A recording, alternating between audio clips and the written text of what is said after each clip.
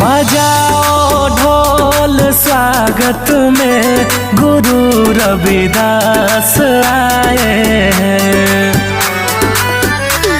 बजाओ ढोल स्वागत में गुरु रविदास आए हैं।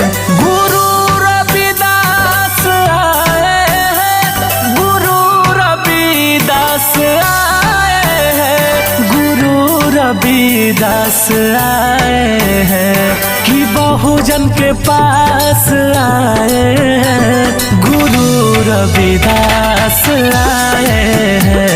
बजाओ ढोल स्वागत में गुरु रविदास आए हैं।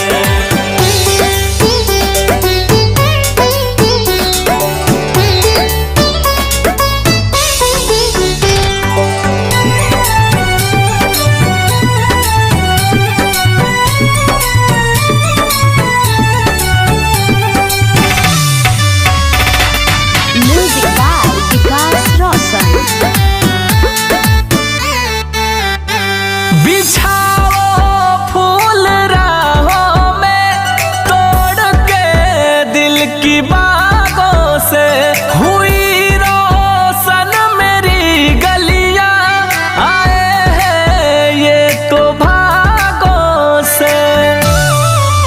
झूमे नाचे मेरा तो मन हुआ है आज बड़ी परसन। इन्हें मानूं इन्हें पूजूं यही है मेरे तो भगवन। ये शुभ दिन खास आए हैं। गुरु रविदास आए हैं।